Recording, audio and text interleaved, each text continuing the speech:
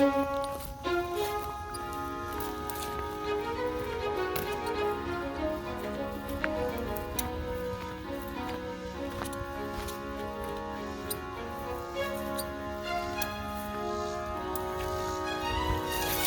today we're coming down here to build a raft out of some honeysuckles that you've seen in plenty of videos. We're always complaining about how it's just terrible stuff to walk through. But today it's actually going to help us out. Dad and I were talking about, if we had only a tarp, say we had to cross the river. You've seen in a past video, or you may haven't, we'll have a link down in the description box below. I built a canoe out of the tarp, exact same tarp that we're going to be using today. And that was a few years back, and I thought it'd be great to bring this up again because, we almost always have a tarp with us. We don't always have a kayak with us. So if we had to cross the river right now, we'd either have to swim or do what we're doing today. So let's check it out. So all around us here at the river, we've got plenty of great resources to use. Now first I'd like to make a quick note that all of the resources we're going to be using are invasive species here in North Carolina. Tree of Heaven right here, pretty much useless. You really can't do anything with it. It grows everywhere out here, but it's going to make a great raft. We're also going to be using some Japanese honeysuckle. Again, a very invasive species here in North Carolina. So this is what we're going to be using. Right here, the main point of using the Tree of Heaven here is to provide a kind of like a framework or a structure for the raft itself.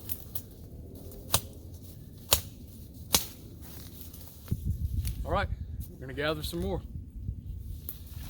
So another reason that we're using green stuff, as you see right behind me, is because it's pliable. So when we start to form this raft, it's going to be a circle raft. As we start to form it, the greenery is not going to break on us. If you're using like a dryer, something that's more brittle, you have a higher chance of it snapping. It could also absorb water, and of course you don't want that happening. It's kind of counteractive what you don't want to soak water, you want to repel it in this scenario. So we're going to cut some more of this honeysuckle right here behind us.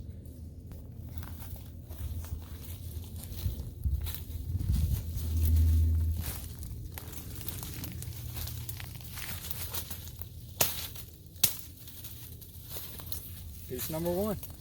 We've gotten, well, we'll just show you around real quick. So right over here, we have a pile of just some Tree of Heaven branches that we've cut down. Moving over, a bunch of that Japanese honeysuckle here. Got a lot of it, but hey, it's necessary for the kind of raft that we're going to build. You need a lot of buoyancy, and of course you need a good structure. Kind of like building a house. You don't have a good structure, good foundation, it's going to fall down. So it's kind of the thought here. You need to build it up. Again, like with most anything, we'd rather overbuild it than underbuild it. So we've gathered more than we think we'll need. Now right down here, just inside of my pack, I'm going to be using, like I said, exact same tarp that I used all those years ago. AquaQuest 10x7 Defender, great tarp. Also just got the dry bag in there from AquaQuest. Now up here we've got the paracord that we're going to use for this. Quite a few hanks of it. All right, let's get to building. So all we're doing right here is just tying together the frame for this. So this is, right now would just be 2 pieces of Tree of Heaven. Probably end up being something like 4 or 5 pieces. But just to get us started here, here's what I'm gonna do so we get it nice and tight. Tie it up. So we have that there.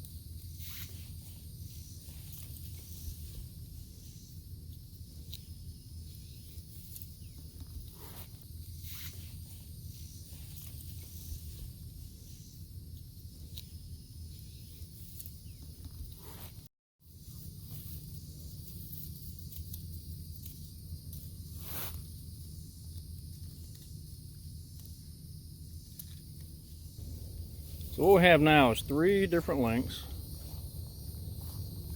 of the tree of heaven. Putting those together.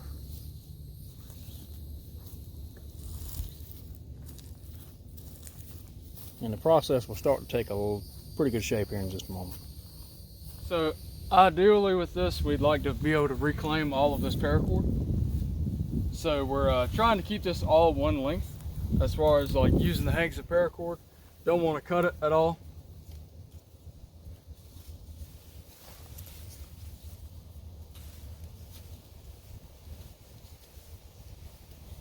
Frame is getting close to being ready here. Alrighty folks, moment of truth. Bringing these 2 pieces together, just like that. You'll see the circle shape that I'm in here. Now basically what's going to happen here, just like with all the other knots, going to gather it all up, run this cord under,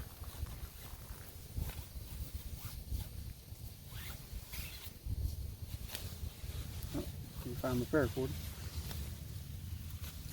under and back through once.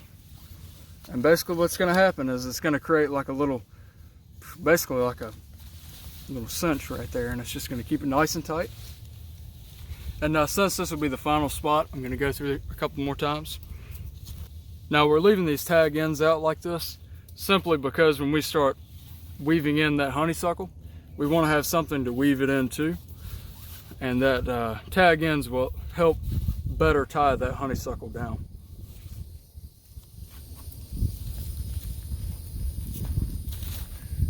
So kind of what's going to happen here, these are going to get weaved into each other, and then it's going to kind of get weaved, well, it's kind of getting weaved around the frame as it's getting weaved into each other.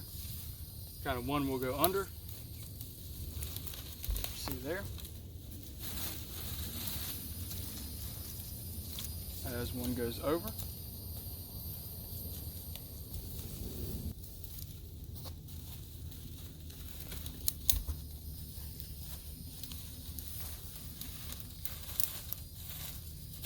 As you guys can see, this is beginning to take shape. In the center, where you don't see any of the honeysuckle, is where Gabriel will sit.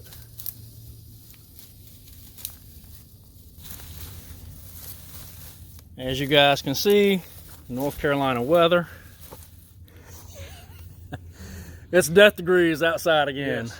Death humid, degrees. Humid, hot. Ah, man. North Carolina. North Carolina, baby. We are tying it up. Basically all this is doing, we're not trying to cinch this down super tight here. This is basically just the last kind of form fitting for this thing.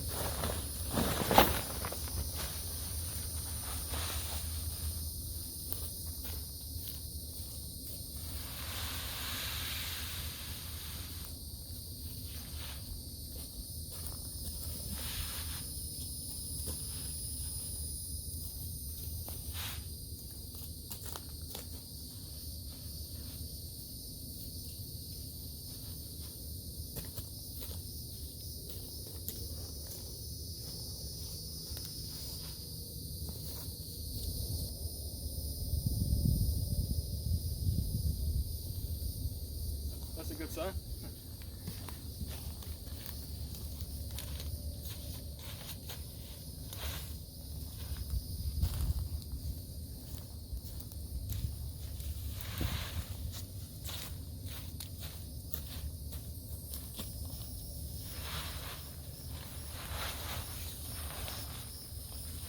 So basically what I'm going to do right here, have this tarp laid out, starting right here in the middle.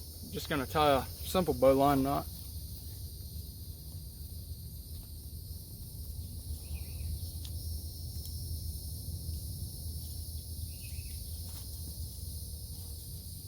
Something like that. There you go.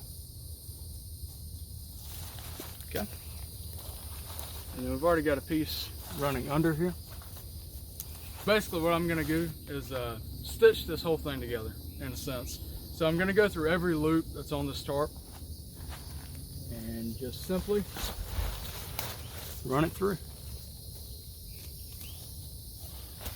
just to give you an idea, it'd be going under this whole thing, back up through it, wrapping it all back around. You'll see here in just a second. Now again, it would absolutely 100% be easier to cut the paracord and tie each individual loop. But this particular exercise, we want to save our paracord and not cut it. So that's why we're going through the trouble of that you see before you, because this is going to be a little difficult. Because the paracord is going to snag. It's going to get knots tied in it as you're going through. But it pays off in the end. Alrighty guys, we're about ready for launch. We've tied it up about as good as it's gonna go, I think. We've gotten, as you can see, we've kind of done a double tie here. We've run one cord all the way through, basically wrapping it around the frame, and then run a second cord through just the tarp itself. Basically to cinch it up, almost like a kind of like a drawstring bag. Just how, if you know, the top kind of closes up like that when you start to pull the string. It's kind of what we've done here. Run a string all the way through it so that any looseness in the tarp has been pulled up.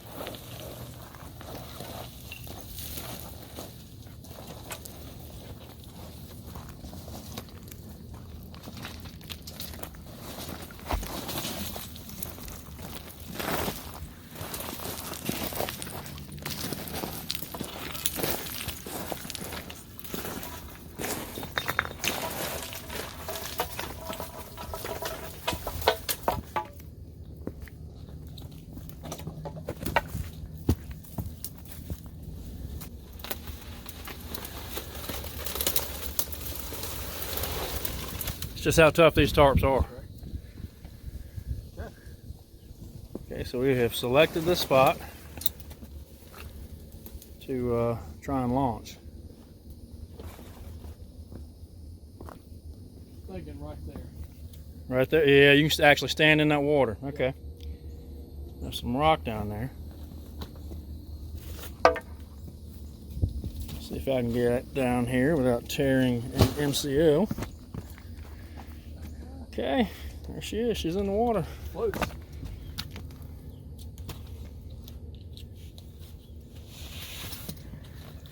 Now the objective is to reach the other side and make it back.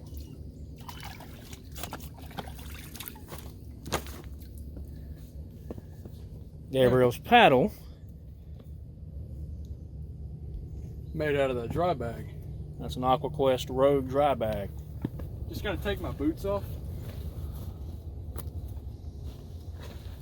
Okay, that should be good. Just gonna get these boots off.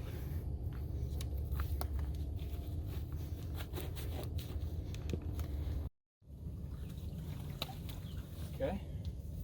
Hey, hang on guys. Almost forgot to take that out of my pocket. Let's take that out. It's big money right there.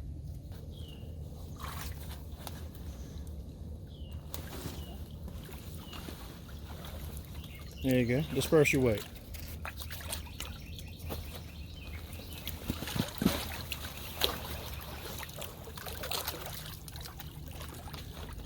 And that, folks, is how it's done.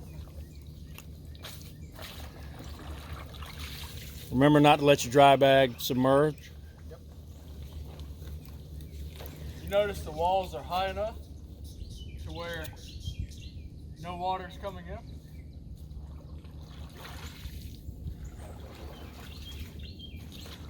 Now, granted, it's not the most water-friendly, paddle-friendly craft out there. As you can see, it's working. Weight capacity on something like that, I probably wouldn't move much more than myself and gear. And by gear, I mean backpack.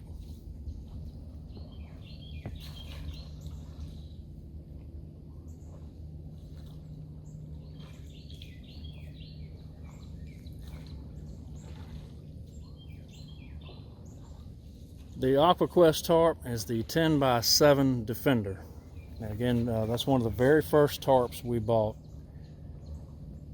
when Gabriel really decided to show some interest in outdoors and bushcraft and survival and things like that. And that tarp has really has held up. I can't believe just how wonderful it has held up.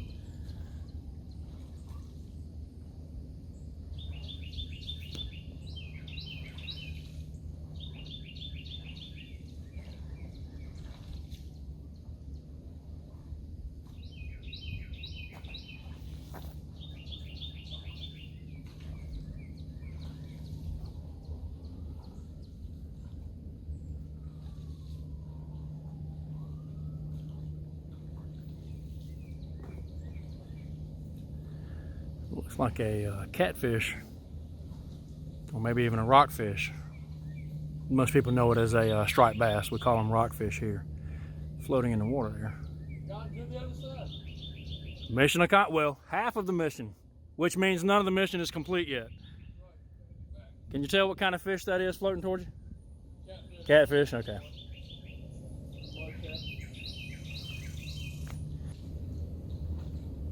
No water on the inside. No water, no leaks. These are just absolute bomb-proof tarps. Fantastic.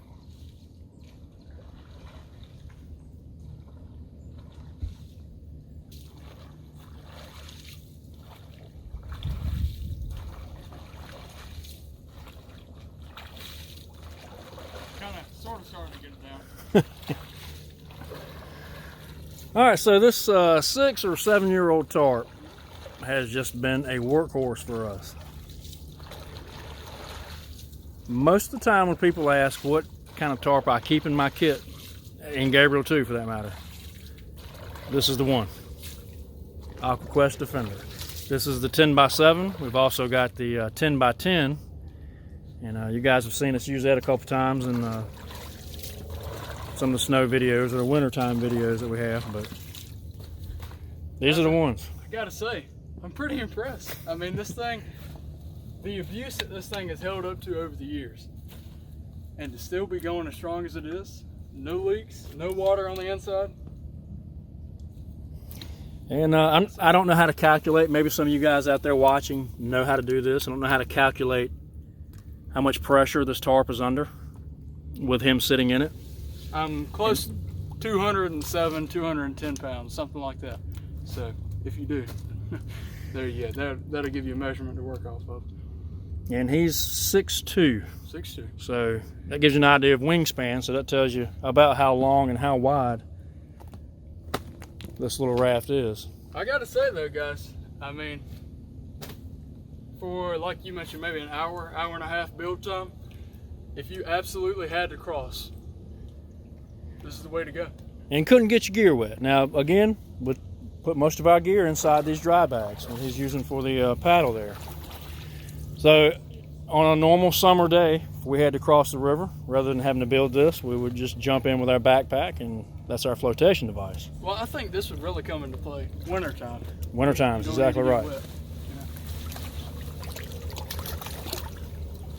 It's not the cleanest thing ever, that's for sure. No. However, that can save your life. Yes, absolutely. That's a great skill to know. And I challenge you, hey, go out there and practice this, because these skills are just, you never know when this can come in handy. That's a great confidence builder. Knowing if you need to get across that river, you can get across that river. That's right. That's exactly right. So hey, try to make one of these things. Try it out. It's not that hard. It just takes time. Little imagination, paracord, tarp, some materials, and time. Well, hey, I'd say that's a win. That's pretty cool. Just thinking, you know, if you didn't have, let's say you didn't have enough saplings around to build a canoe, or again, we've got that video linked in the description box down below. Or maybe the canoe isn't your style. Maybe you need to, I don't know, put more gear in there, need a quicker build, something like that. I don't know. Or you don't have as much paracord, maybe. Or you need to haul your gear behind your kayak. Exactly. Here it is. So there's plenty of scenarios where this kind of style build could come in handy. So I challenge you to make it. Try it out. Well, now all we got to do is take a little swim.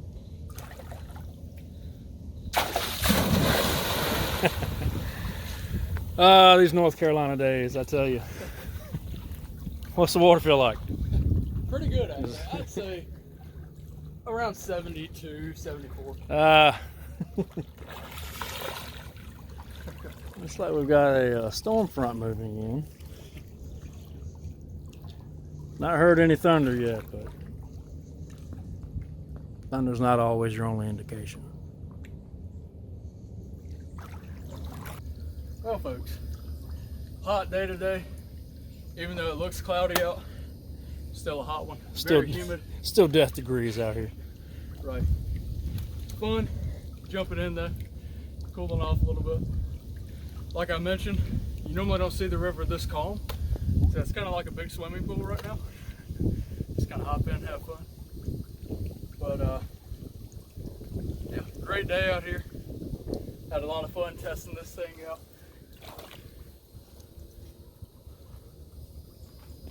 Gotta say, I'm impressed with the dry bag as well. This stick that we chose wasn't particularly, you know, rounded off or smooth. Still has a lot of rough edges.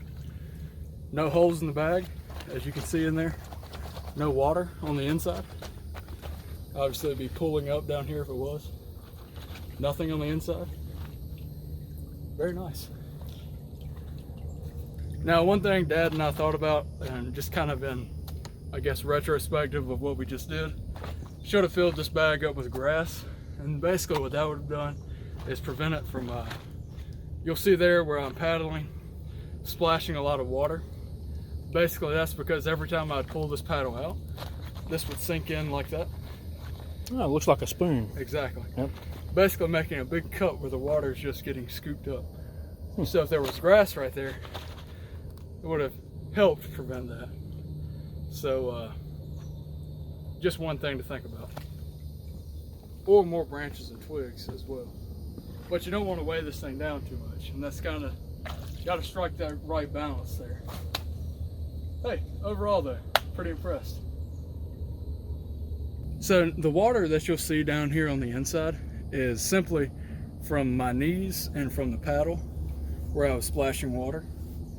But other than that, as I said while I was paddling across, I don't know if you could have heard me or not, but basically no water on the inside until I started scooping it in, obviously. But hey, very impressed with this thing. No water.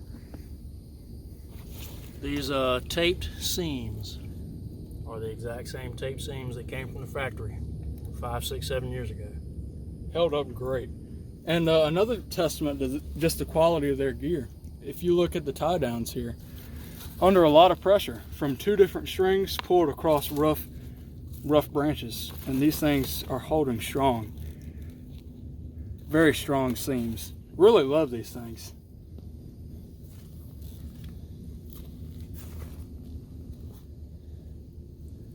Pretty nifty. Not bad. Not bad at all.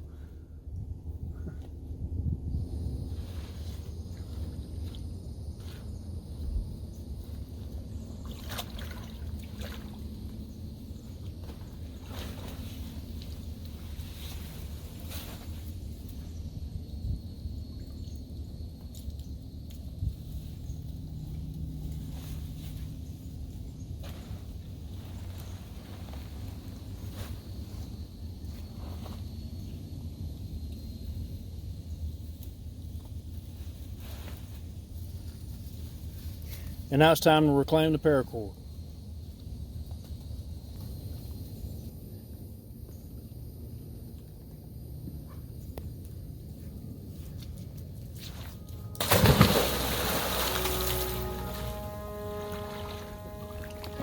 Great little cool down.